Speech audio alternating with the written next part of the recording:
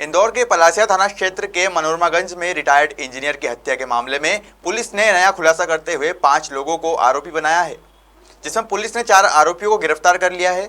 हत्या की मुख्य वजह पालिका क्षेत्र में 30,000 वर्ग फीट जमीन को लेकर सामने आई है। दरअसल हत्या का मुख्य आरोपी भय्यू उर्फ विवेक सोनकर का पिछले 10 सालों से रिटायर्ड इंजीनियर अजय शाह के घर में आना जाना था।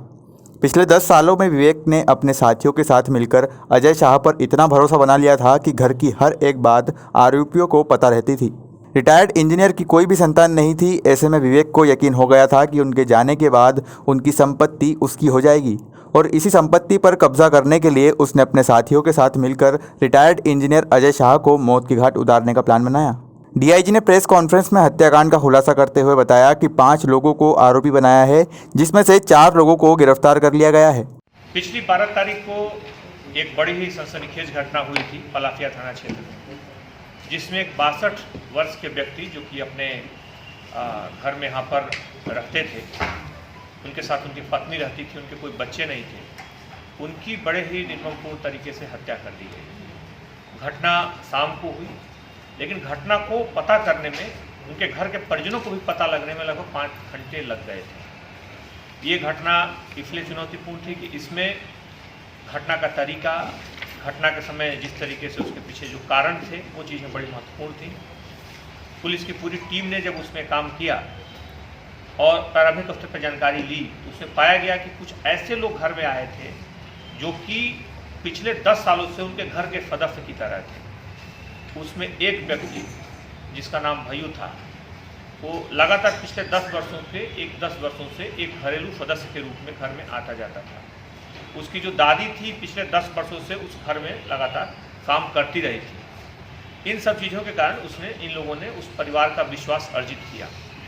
जब इस घटना में, चूँकि वहाँ पे एक नौकरानी और पत्नी, ये दोनों लोग भी थे उस घर में, इसलिए आरोपियों का पता लगाने में तो समस्या नहीं आई, क्योंकि प्रथम दृष्टया सिर्फ और सिर्फ यही ऊपर गए थे। लेकिन जिस तरीके की परिस्थितियाँ थी, किन परिस्थितियों में ये घटना हुई, और साथ ही आरोपी जब तक पता लगता तब तक आरोपी भाग चुके थे, इसलिए घटना का कारण पता करने के साथ साथ उन आरोपियों तक पहुँचना पुलिस के लिए एक बड़ी चुनौती थी। इस पूरे घटना में पुलिस की अलग अलग टीमें लगाई गई। थाने के साथ साथ इसमें क्राइम ब्रांच की भी बहुत महत्वपूर्ण भूमिका रही। इसमें पूरी तरीके से जब तस्दीक की गई, इनकी जानकारी निकाली गई, तो कुल 4 से 5 आरोपियों का, शुरू में 3 आरोपियों का पता चला, क्योंकि 3 आरोपी घर में थोड़ी देर पहले आए थे। पाया गया कि लगभग 5 बजे के आसपास 3 व्यक्ति, जिसमें मुख्य जो भय्यू था, उसके साथ नीलेश नाम का व्यक्ति था और आशीष नाम का व्यक्ति, ये उस समय घर में आए थे और घर में ये ऊपर गए थे। लगातार जो घर के वो व्यक्ति, घर के जो उसके जो मालिक थे, यानी कि जिनकी हत्या हुई थी, उनको लेकर के ऊपर गए थे और उनके साथ लगभग वो 15-20 मिनट तक ऊपर रहे थे। वहाँ से आने के बाद इन्होंने लगभग 4 घंटे इन्होंने नीचे व्यतीत किया।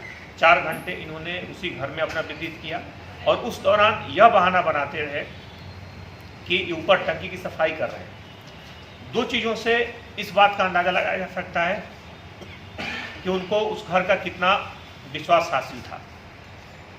पहला कारण, घटना के बाद उनकी पत्नी ने इनको मोबाइल दिया और कहा कि देखो, उनसे अगर टंकी में काम कर रहे हैं तो आप जा करके इस मोबाइल को उनको दे दो ताकि वो बात करें। आरोपियों ने उस मोबाइल को ले आकर के मृत व्यक्ति के बगल में रख दिया और दे करके चले आए। वो महिला, चूँकि घुटने में दर्द था, उनकी कुछ समस्याएँ थी, जिसके कारण वो सीढ़ी नहीं चढ़ सकती थी, इसलिए वो लगातार फ़ोन लगाती रही और उनको लगा कि वो काम में व्यस्त है, इसलिए नहीं आ रहे। पहला।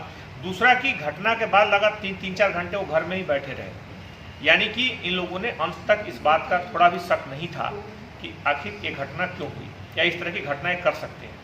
अंततः जब इस घटना का पूरी तरह से पटाक्षेप हुआ, तो इसमें पुलिस की टीमें लगाई गई। इन आरोपियों का पता अलग अलग हिस्सों में चला। जब तक पता चला तब तक ये राजस्थान में थे। राजस्थान, पंजाब, दिल्ली होते हुए पुलिस की टीमें लगातार पीछा करती रहीं। अलग अलग जगहों पे हर तरीके से जहाँ की स्थानीय सूचना संकलन, स्थानीय पुलिस की मदद, वहाँ पर जो भी तकनीकी जो सूचनाएं हो सकती हैं, इन सारे स्रोतों से इसमें पुलिस ने लगातार इनका पीछा किया। अंत इनको मंदसौर के पास इन्हें गिरफ्तार किया गया है। 3 आरोपी इसमें अभी जो मुख्य आरोपी हैं, तीनों गिरफ्तार हो चुके हैं। एक व्यक्ति को पूर्व में गिरफ्तार किया जा चुका है।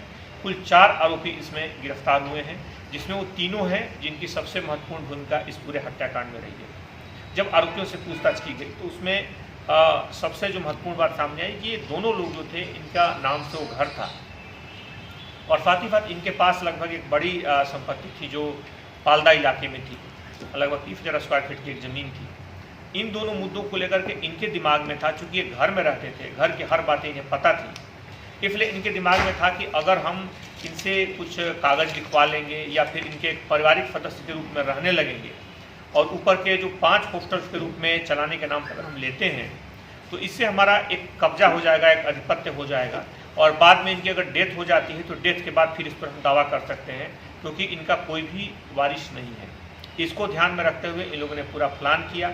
ले जा कर के ऊपर जब इस बात पर विवाद हुआ तो इन्होंने उसी चीज़ से मारा जिसको पहले छुपा करके गए थे। जैसा पूर्व में बताया गया है कि ये पूरी तरह से इनका घर में आना जाना था, एक घर का ऊपर का काम और बाकी चीज़ें हैं। इसमें से 2 व्यक्ति तो बहुत ही ज़्यादा आना जाना था, एक पारिवारिक सदस्य के रूप में थे और वही 2 व्यक्ति हैं जिन्होंने हत्या में सबसे जिनकी महत्वपूर्ण भूमिका रही। इसमें सबसे जब इन्होंने उस बात को नहीं माना, उनकी बात को नहीं माना, तो इन्होंने पहले से ही वहाँ रॉड छुपा करके रखा था उसी कमरे में जा करके और उसी रॉड से हमला करके और गला दबा करके इनकी हत्या कर दी। बाद में जब महिला यानी कि नौकरानी 4 घंटे के बाद जब वो नहीं आए और 4 घंटे के बाद जब नौकरानी ने जाकर के भेजा गया, जब जाकर उसने देखा तो इन लोगों ने उस कमरे तक पहुंचने ही नहीं दिया, उस कमरे को बाहर से लॉक कर दिया था और इसे बताया कि इसके ऊपर यानी कि एक फ्लोर और ऊपर था, ऊपर जाते हुए देखे गए हैं, तो आप ऊपर जाकर देखें।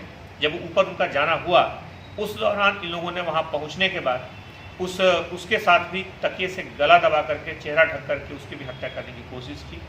संयोग से वो महिला बच गई। इसके पुलिस के पास शुरुआती दौर में महत्वपूर्ण जानकारियाँ बिल्कुल पुख्ता तौर पे पहुंची। बहरहाल सभी आरोपियों को इसमें गिरफ्तार किया जा चुका है। सभी के साथ पुलिस इसे महत्वपूर्ण और इसमें महत्वपूर्ण और सनसनीखेज घटना के रूप में इसे कार्रवाई करेगी। इस पर ट्रायल को तेज़ी से चलवाया जाएगा और साथ ही साथ जो भी आरोपी हैं उनके खिलाफ कई वैज्ञानिक इसमें साक्ष्य मिले हैं। पूरी टीम को इसमें 20,000 रुपये के पुरस्कार से पुरस्कृत किया गया है। इसमें मुख्य तौर पे additional SP crime branch, additional SP east zone 1, साथ ही साथ थाना प्रभारी पलाशिया और पूरी उनकी टीम, एसपी इसकी पूरी टीम, सभी लोगों ने काफ़ी इसमें महत्वपूर्ण भूमिका निभाई है और पूरी टीम को पुरस्कृत किया जा रहा है। तो इसमें 5 आरोपी सामने आए हैं, तो जो अन्य साथी थे भाइयों ने क्या इनको किसी प्रकार का लालच दिया था, क्योंकि बड़ी प्रॉपर्टी सामने आई और ऐसे में इसमें जैसा हमने बताया कि मुख्य तौर पर इनका कोई वारिस ना होना और इनको घर की एक एक चीज़ का पता होना, क्योंकि ये घर पे आते थे इसलिए इनको घर की एक एक चीज़ के बारे में पता था, किससे कैसे इनके रिश्ते हैं, इनके पास क्या संपत्तियां हैं। बल्कि इस बारे में इस बात का भी उल्लेख करना चाहूँगा कि कुछ दिनों पहले इनकी जो संपत्ति को बेचा जाना था तो इन्हीं लोगों को भेजा गया था कि आप जा कर के पता करो कि कितने में क्या बिक सकती है और कौन कौन सी संपत्ति है। तो एक्चुअली इनको घर के एक एक चीज़ के बारे में पता था, जिसका इन्होंने फ़ायदा उठाया। भरोसा इसलिए जीता कि पिछले 10-12 सालों से घर में रहते थे, घर के लोग इनको एक पारिवारिक सदस्य के रूप में देखते थे, तो एक तरह से ये रिश्तों का भी खून था। बिल्कुल इसमें भरोसे को उन्होंने तोड़ा और इसमें पूरे मामले में, लेकिन अच्छी बात है कि पुलिस के पास बहुत पुख्ता साक्ष्य हैं, पुख्ता इसमें बहुत सारे वैज्ञानिक साक्ष्य हैं, जिसके आधार पर पुलिस उन्हें सक्षम न्यायालय में पेश करेगी। बताया जा रहा है कि आरोपियों ने मध्य प्रदेश के अलावा अन्य राज्यों में भी फरारी काटी है। 4 आरोपी गिरफ्त में आ चुके हैं, जबकि एक आरोपी अभी भी पुलिस गिरफ्त से बाहर है, जिसकी सरगर्मी से तलाश की जा रही है। इंदौर से निखिलेश सोलंकी की रिपोर्ट।